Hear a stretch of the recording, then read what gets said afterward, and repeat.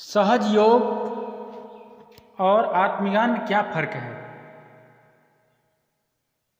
तो सहज योग एक ध्यान विधि है, चाहे वो सहज ध्यान हो, सहज योग हो, किसी भी प्रकार का ध्यान विधि हो। और आत्मज्ञान एक अनुभव है, एक एहसास है, एक होश का संकेत है। तो सहज विधि या सरल विधि या सहज योग या सहज ध्यान के माध्यम से आत्मज्ञान हो सकता है और होता है। जिसने विधियों को अपनाया उसको आत्मज्ञान हुआ।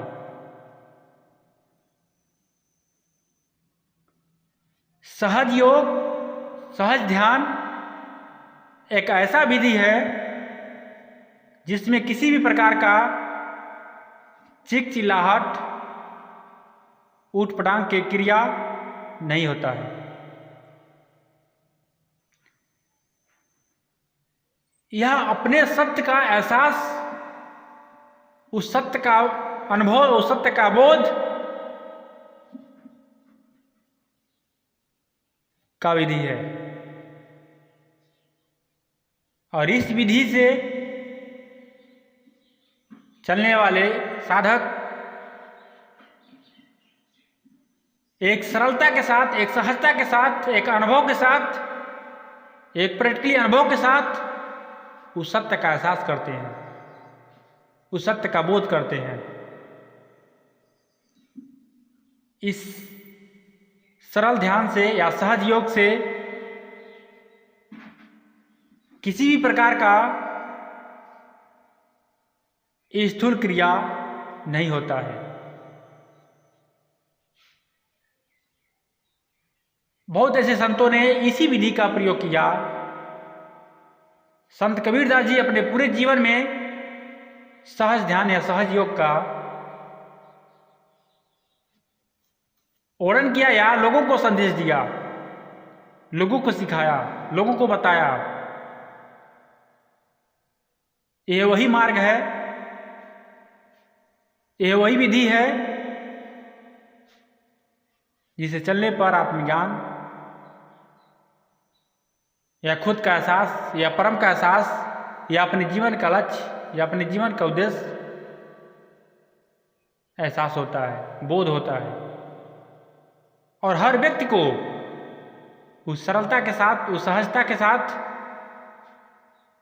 अपने जीवन को समझने की जरूरत है। और हर व्यक्ति को अपने जीवन को समझने की जरूरत है। अगर मानव का जन्म मिला है तो खुद का एहसास, खुद को समझने के लिए मिला है। इस विधि पर चलने की आवश्यकता है। इस विधि पर चल करके एहसास करने की आवश्यकता है। जिसने चला उसने अपने जीवन में अनुभव किया। जिसने चला अपने जीवन में, उसके जीवन में ठहराव आया, उसके जीवन में बहुत बड़ा परिवर्तन हुआ। जो भी चलेगा, जो भी एहसास करेगा, जो भी अपने जीवन में प्रैक्टिकली अनुभव करेगा, उसके जीवन में बहुत बड़ा ठहराव होगा, बहुत बड़ा परिवर्तन होगा। और उसका जीवन एक संत का जीवन होगा। आप भी संत कबीर ऐसे बन सकते हैं, आप भी बुद्ध भगवान ऐसे बन सकते हैं, आप भी गुरु नानक ऐसे बन सकते हैं, आप भी महात्मा बुद्ध ऐसे बन सकते हैं। लेकिन आपको भी उन्हीं महापुरुष से ऐसा अपने जीवन में खोज, अपने जीवन में एहसास करने की आवश्यकता है।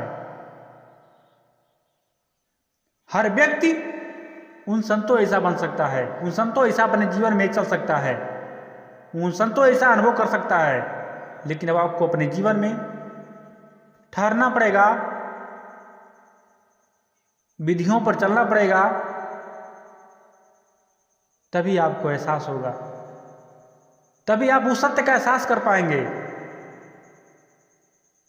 और हर व्यक्ति अपने जीवन में संतों ऐसा संत बन सकता है। संतों ऐसा अनुभव कर सकता है। लेकिन यह याद रहे कि संतों के वाणी को पढ़ करके या संतों के जो किताब में लिखा हुआ है उस वाणी को पढ़ करके आप संत नहीं बन सकते हैं। आप केवल ज्ञानी बन सकते हैं, आपके पास ज्ञान हो जाएगा, लेकिन आपको अपने जीवन में उनकी ऐसा खोज होनी चाहिए और अपने जीवन में प्रैक्टिकली अनुभव करना पड़ेगा, अपने जीवन में एहसास करना पड़ेगा, तब आप उनके ऐसा बन सकते हैं, तब आप संत बन सकते हैं। किताबों को पढ़ पढ़ करके आप संत नहीं बन सकते हैं, लेकिन संत ऐसा एहसास हो जाने के बाद आप एक नहीं हजारों बुक लिख सकते हैं। कहने का मतलब, अगर एक व्यक्ति जीवित है तो उससे निम्न प्रकार के फोटो लिया जा सकता है, उसका तस्वीर निम्न प्रकार का लिया जा सकता है, लेकिन निम्न प्रकार का फोटो मिला करके एक व्यक्ति नहीं बनाया जा सकता है, एक जीवित व्यक्ति नहीं बनाया जा सकता है। वैसा ही संतों के बुक को, संतों के वाणी पर, उसके वाणियों पर एहसास या बोध होने पर आपके जीवन में कुछ परिवर्तन हो सकता है, लेकिन पूर्ण रूप से नहीं। पूर्ण रूप से तभी परिवर्तन होगा जब आप अपने जीवन में खुद का अनुभव करेंगे तब। कहने का मतलब कि संतों के वाणी को पढ़ करके आप ज्ञानी बन सकते हैं, आपको नॉलेज होगा, ज्ञान होगा, लेकिन प्रैक्टिकली अनुभव नहीं होगा। प्रैक्टिकली अनुभव के लिए आपको अपने जीवन में स्थिरता के साथ, सहजता के साथ अपने जीवन को समझना पड़ेगा। जैसे वह संतों ने अपने जीवन को समझा, खुद का एहसास किया, परम का बोध किया, वैसा ही आपको भी समझने की जरूरत है। तो इतना ही शब्दों के साथ आप लोगों के हृदय से आभार। साहेब बंदगी।